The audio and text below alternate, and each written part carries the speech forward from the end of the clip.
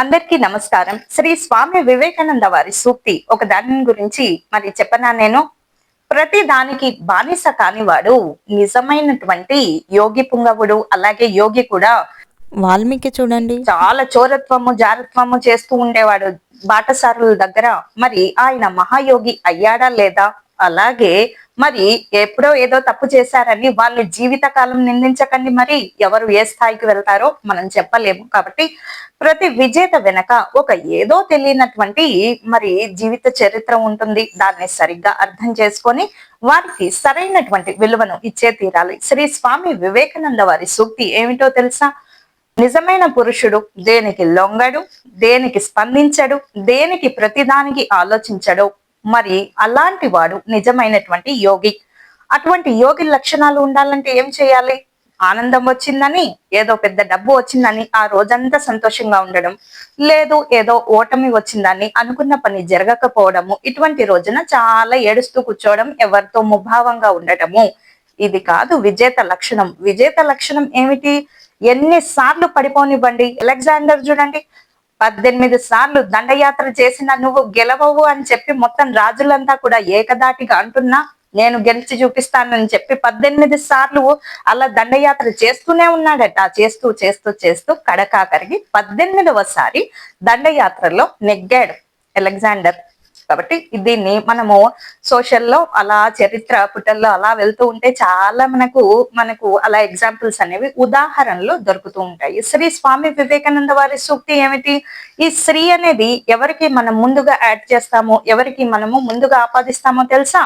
చాలా గౌరవం ఇవ్వాల్సి వస్తే మనం గౌరవాన్ని అలా వ్యక్తం చేసుకోవడానికి ఈ శ్రీ అనే పదము ముందుగా వారి పేరు ముందు అలా మనము గొప్ప గొప్ప వాళ్ళ పేర్ల ముందు శ్రీ అనే అక్షరాన్ని అలా జోడిస్తూ ఉంటాం. వారికి విలువ ఇవ్వాలి అనేటటువంటి ఆలోచన ఉన్నప్పుడు. కాబట్టి బాగా సత్కరించాలి, వీళ్ళని బాగా పొగడాలన్నప్పుడు ఈ శ్రీ అనే అక్షరాన్ని చేరుస్తూ ఉంటాడు. కాబట్టి శివుడు మరి చాలా భోలా శంకరుడు. ఆయన దగ్గర లేవా ఏమిటి ఆస్తులు, అంతస్తులు? మరి సర్పాన్ని ధరించడం ఏమిటి? పులి చర్మాన్ని ధరించడం ఏమిటి? భూతనాథుడు అంటే శ్మశానంలో పడిపోవడం ఏమిటి? కపాలంలో భోంచేయటం ఏమిటి? ఏమిటి ఇదంతా? కాబట్టి ఏమిటి అంటే నిజమైనటువంటి పురుషుడు దేనికి స్పందించడు, దేనికి ఆశపడడు, దేనికి కూడా లొంగడు, దేనికి బానిస కూడా కాడు. అటువంటి వాడే, అటువంటి పురుషుడే నిజమైనటువంటి యోగి. మరి పార్వతీదేవి అడిగిందట నాథుణ్ణి, ప్రియా మరి ఎప్పుడు ఇలా అక్కడిక్కడ తిరుగుతూ ఉంటారే, ఎందుకని ఇలా చేస్తున్నారు?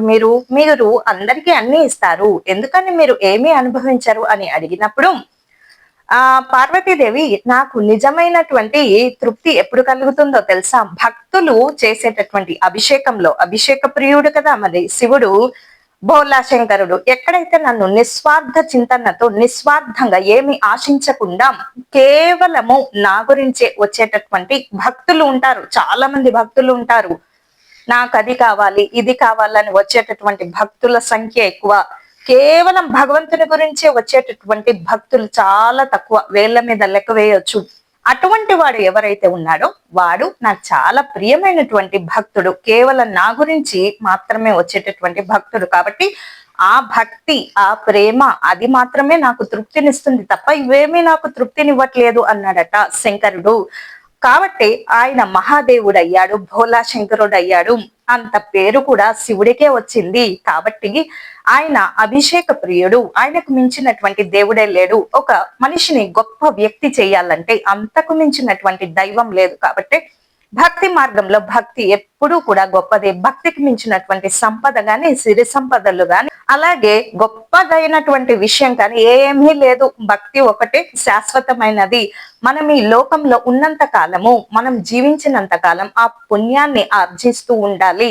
బ్యాంక్ అకౌంట్ లో డబ్బులుంటే జన్మ వరకు ఏదో కాస్త అలా మనకు సరిపోతుందేమో.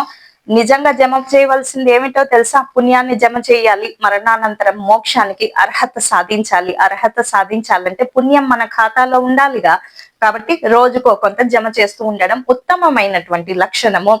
కాబట్టి నిజమైన పురుషత్వం కలిగిన వాడు, అసలు పురుషత్వం అంటే ఏమిటి? దేని మీద వ్యామోహం లేకపోవడమే నిజమైన పురుషత్వము, యోగితనం అంటే.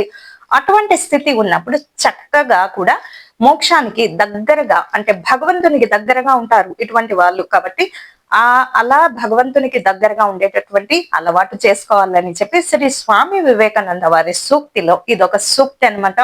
మరి పిల్లలకు చక్కగా అవపోసం చేస్తూ ఉండండి. ఏ విధంగా మొక్కను చిన్నప్పటి నుంచే మనకు ఎలా ఇష్టానుసారంగా మనకి ఇష్టపూర్తిగా ఎలా పెంచుతామో అలాగే పిల్లల్ని కూడా అలా పెంచుతూ ఉంటే కాస్త ఈ ఇంటికి, గ్రామానికి, ఆ దేశానికి ఏదైనా పేరు తెచ్చేటటువంటి పిల్లలు మన ఇంటి నుంచి తయారవుతే చాలా చాలా బాగుంటుంది. కాబట్టి ఇలా చేసి చూడండి. స్వస్తి.